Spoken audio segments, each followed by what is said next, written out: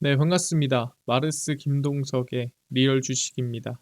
오늘 마르스 김동석의 리얼 주식은 유리기판은 그냥 이 기업 무식하게 사모으세요. 세계 1위 됩니다.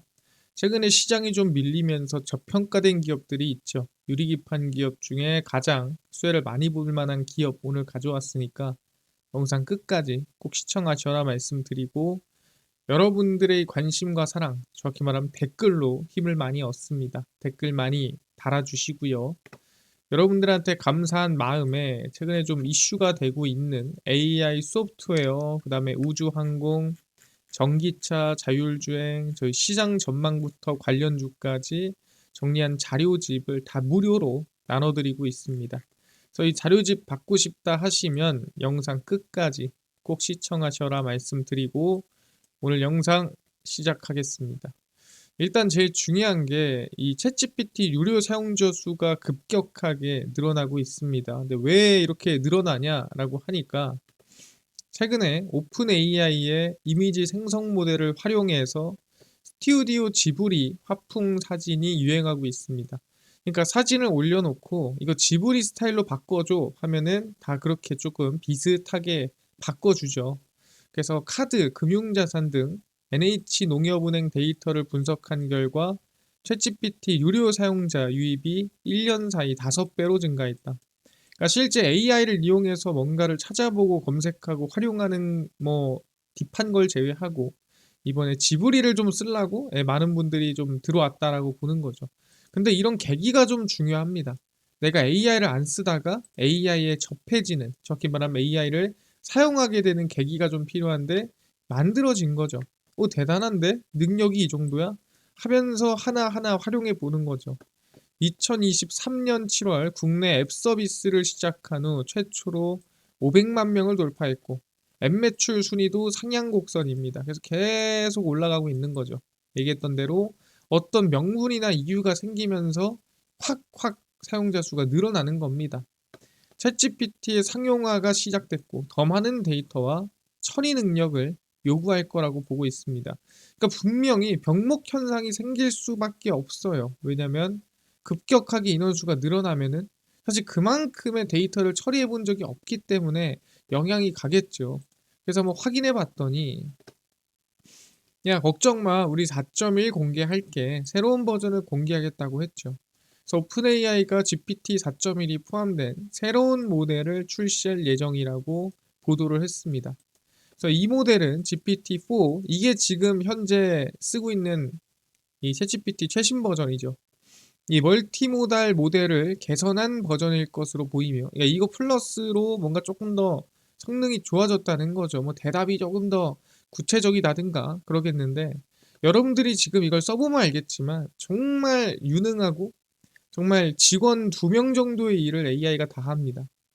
그래서 오디오 시각 텍스트를 실시간으로 처리하는 플래그십 모델이다라고 하고 있죠. 그러니까 여기에 엄청난 기능이 추가되냐? 근데 그건 알 수가 없어요. 근데 샘 알트먼 오픈 AI CEO가 X에서 그러니까 트위터죠. 새로운 기능을 출시할 것으로 예고는 했습니다만 지금인진 모르겠다는 거죠. 그러니까 앞으로는 나올 가능성이 있겠지만 그게 지금 나오는 AI일지 아니면은 앞으로 새롭게 나올 AI일지는 알 수가 없다. 근데 최근에 이 얘기를 하면서 무슨 말을 했냐? 이미지 생성 기능으로 인해, 그러니까 아까 지브리 스튜디오죠. 지난달 일시적으로 요청 속도가 제한됐다. 그리고 GPU가 과부하되고 있다라고 언급했습니다. 그러니까 이거에 대해서 얘기를 해보자면 저도 이 AI한테 시켜가지고 이미지를 많이 만들거든요. 저는 보통 이미지가 뭐 지브리 이런 게 아니라 뭐 썸네일에 쓰거나 좀 사용할 수 있는 어떻게 보면은 약간 저작권에 걸리지 않으면서 사용할 이미지를 만들 때 AI한테 많이 시켜요. 근데 이 지브리 스튜디오로 이미지를 생성할 수 있는 기능이 생기고 이 이미지를 만드는 속도가 정말로 한 5배 느려졌어요. 원래 한 10초면 만들던 거를 한 1분 정도 기다리거나 아니 그 이상 기다리는 경우도 많아졌습니다. 그래서 제가 직접적으로 병목 현상이나 GPU가 과부하되고 있다는 느낌을 많이 받았다라고 생각을 하거든요. 그러다 보니까 사실 이렇게 병목이 생기고 이 과부하가 생기면 더 데이터 센터를 늘리거나 아니면 더 나은 GPU를 사용해야 될 필요가 있다라고 좀 이제는 체감하는 상황입니다. 그러면은 뭐 써야 됩니까? 그럼 우리가 지금 써야 될 거는 앞으로 새롭게 나오는 GPU인데 중요한 게 뭐죠? 엔비디아 블랙엘 울트라도 지연될 가능성이 높다라고 하죠. 그러니까 지금 엔비디아에서 GPU들이 천천히 조금씩 지연되고 있습니다. 그러니까 왜 지연되고 있습니까? 당연히 당장 뭐가 문제가 있다라는 거죠. 엔비디아의 AI 칩 블랙엘 울트라 출시가 지연될 수 있다라는 전망이 나오고 있습니다. 그러니까 좀 미뤄지겠는데 올해 말이나 돼야 고객사에 GB200 테스트 샘플을 제공할 수 있을 것으로 보인다며 사실상 GB300 양산은 어려울 거다라고 보고 있습니다. 그러니까 블랙엘 울트라 이 두 개 다 조금씩 미뤄질 기대감이 좀 전망이 있다라고 얘기를 하는 겁니다. 그래서 엔비디아는 발열 등 기술적 이슈로 지난해부터 AI 칩 출시를 반복적으로 연기했는데 제일 문제가 발열이었죠. 그러니까 열이 안 잡히더라. 그냥 확 뜨거워지면 확 식어야 되는데 식지가 않더라라고 한 겁니다.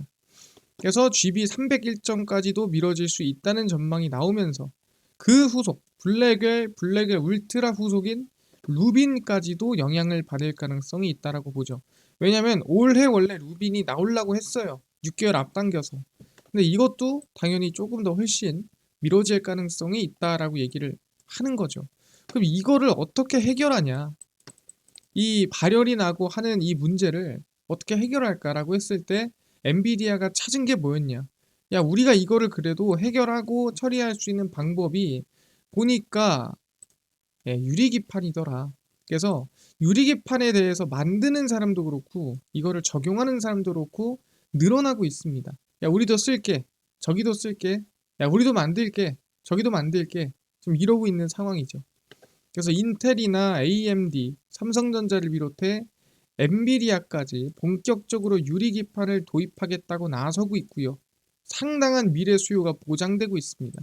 왜냐하면 쓰고 싶은 사람 많은데 지금 만들 수 있는 사람이 한정적이죠. 엔비디아는 최근 자사의 칩을 위탁받아 생산하는 TSMC의 칩온 웨이폰 서브스트레이트, 이거 이제 TSMC의 방식이죠. 근데 여기서 뒤에 L입니다. L 예약 비중을 대규모로 확대했습니다. 그래서 그냥 이 TSMC의 방식이 아니라 뒤에 L이 붙은 거에 대한 예약 비중을 늘렸어요. 이게 뭐냐?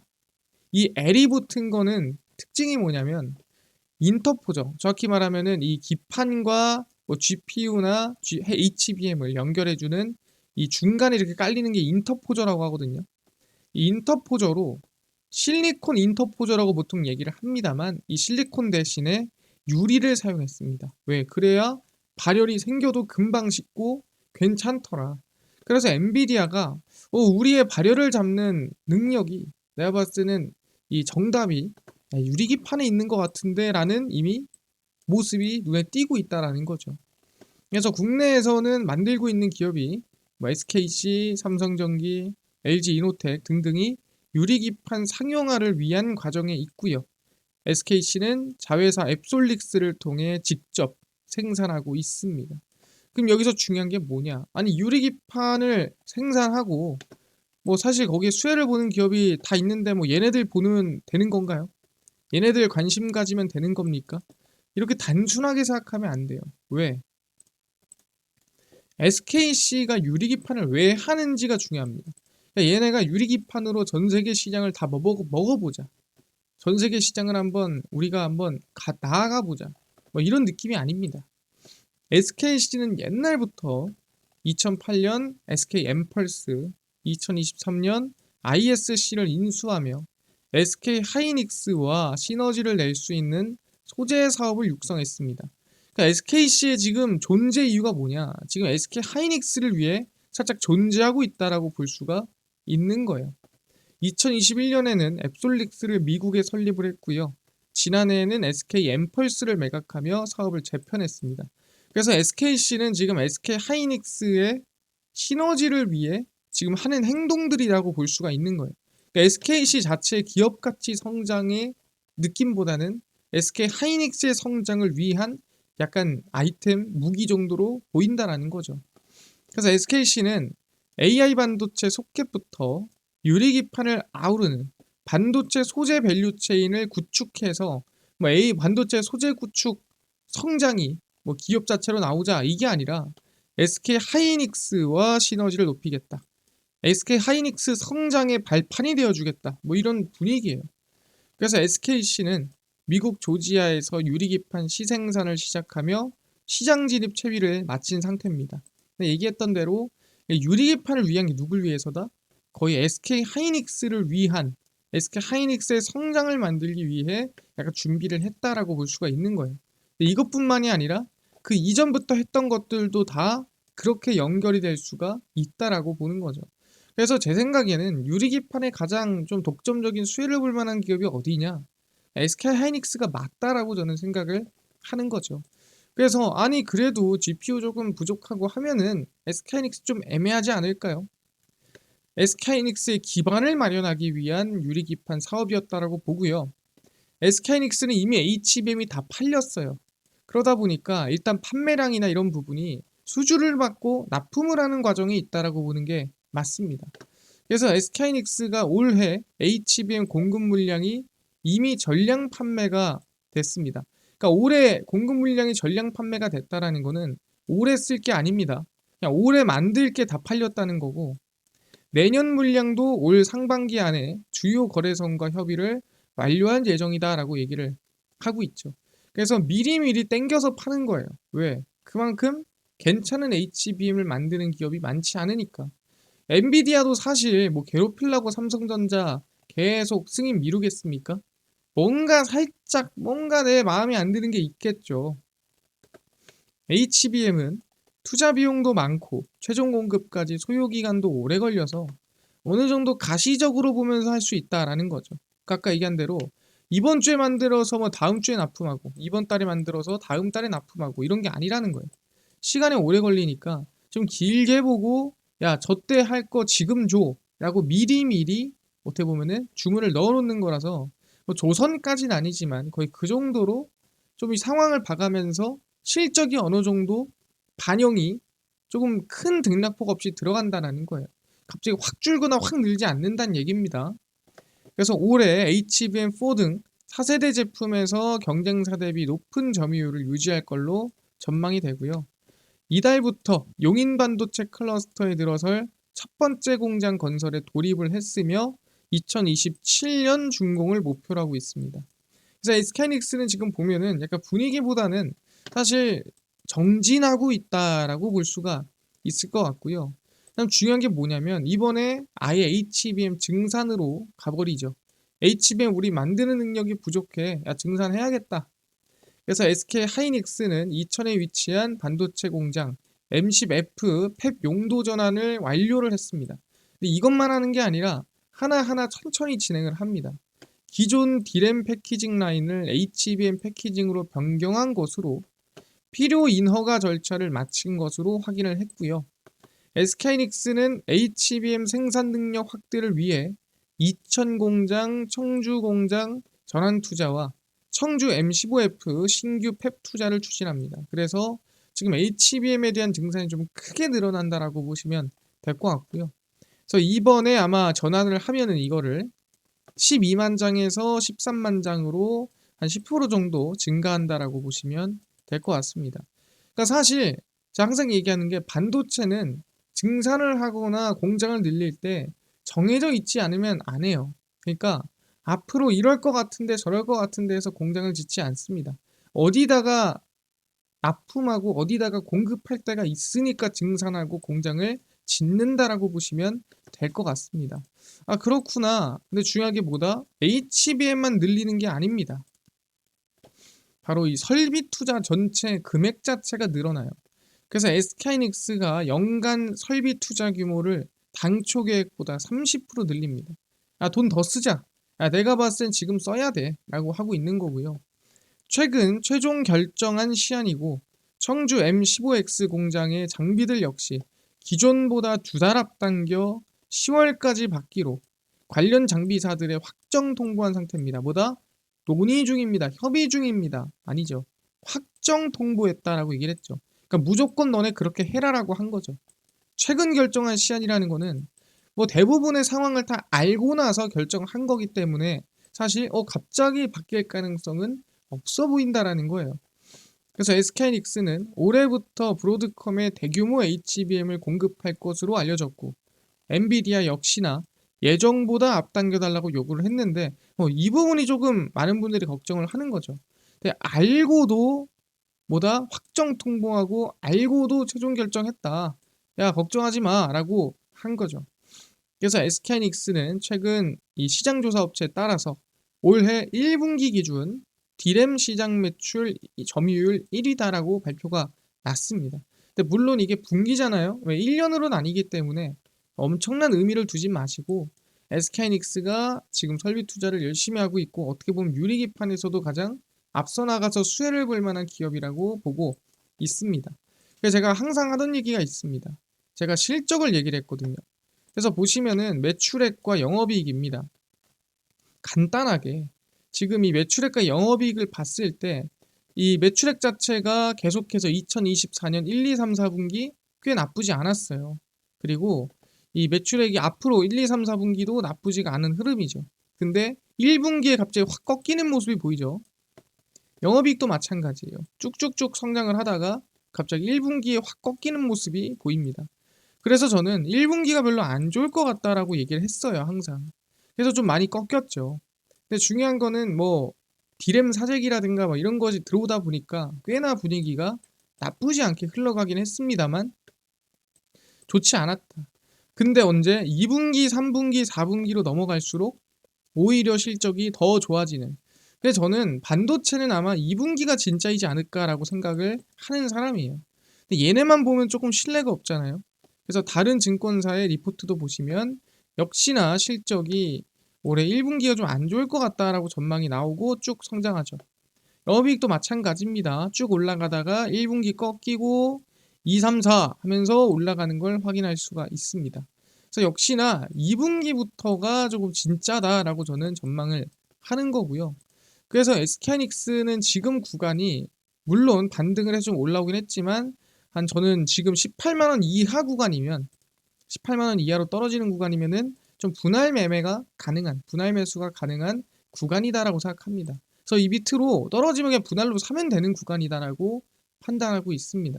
왜 아무 생각 없이 증산하고 또는 설비 투자가 늘지 않았을 거다라고 저는 보고 있는 상황입니다. 이해가 됐습니다. 그래서 우리는 SK하이닉스를 다시 조금 관심을 가져야 할 때가 되지 않았나. 유리기판이 좀 중요해지는 시기가 왔고 추가로 설비 투자 증산이 늘어나는 시기고 그렇다고 한다면 지금은 18만 원 이하권에서는 관심을 좀 분할로 둘만 하다라고 말씀을 드리겠습니다. 이해가 됐고요. 뭐 이뿐만 아니라 아까 AI 소프트웨어, 우주항공, 전기차, 자율주행, 시장 전망 관련주 총정리한 자료집을 100% 무료로 나눠준다고 했는데 혹시 어디서 받을 수 있나요?